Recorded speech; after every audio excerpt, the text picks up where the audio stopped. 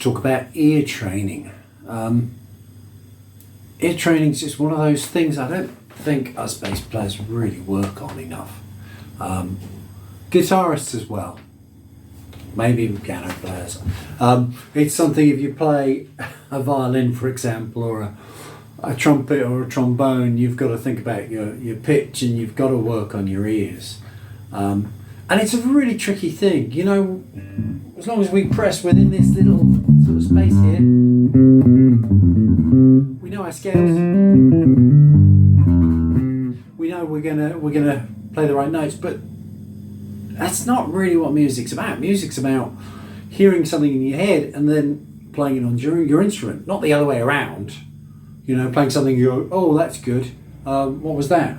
You know, we want to take what's in our head and bring it out on our instrument, and it's really tricky. It's something you've got to work on all the time, all the time.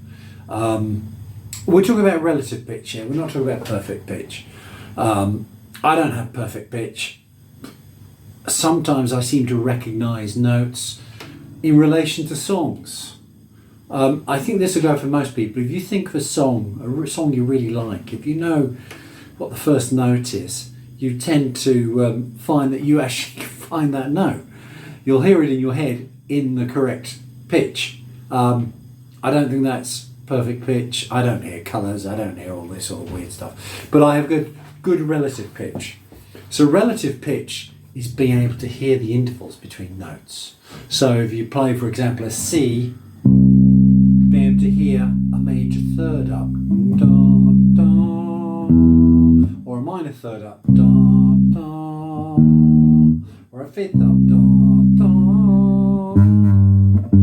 I apologise for my singing, I can't sing. Da, da. So that's what we're talking about, being able to hear the distance between notes. So the first thing is to hear a major scale, and I think most of us have been tortured by having to listen to or watch The Sound of Music at some point in our life. We work within the major scale. So there's a C major scale. I think most of us could sing a major scale and be pretty much spot on. We're just surrounded by that sound. The complicated thing for us is intervals sound different in terms of where they are in that scale. So if I played major scale, I played a major third from the root to the third. Okay, that sounds like a major third. But if I played it from the fifth to the major seventh, which is also an interval of a major third, it feels and sounds different because that note there wants to go back to the C. So the first place to start, I think, is to play a major scale and work on figuring out which note you're hearing in terms of that major scale. So if you played a C major and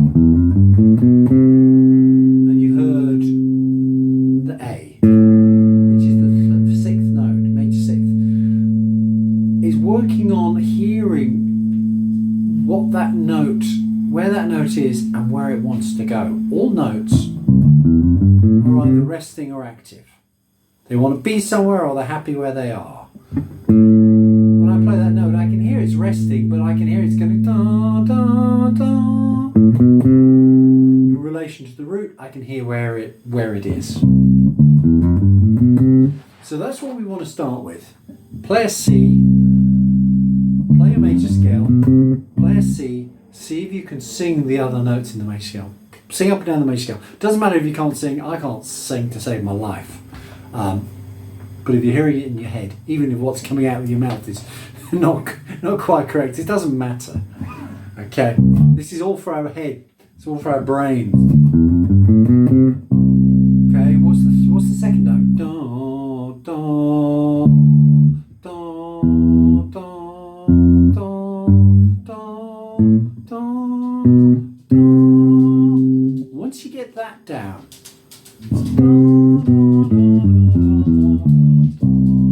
see if you can start singing rather than going first, second, third, fourth, fifth, sixth, seventh octave and then down. See if you can start figuring out other notes like the fifth. Da, da. A good way to help you do this is to think of songs that use those intervals. So that's an obvious one.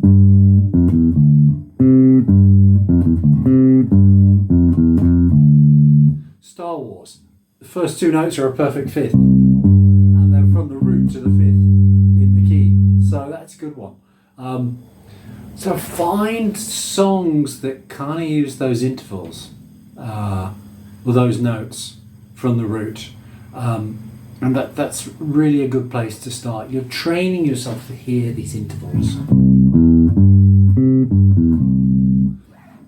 and you're going to hear them based on the key you're in. So if you're in C major, you're going to hear the notes in relation to C. Am I on the sixth note or am I on the fifth note?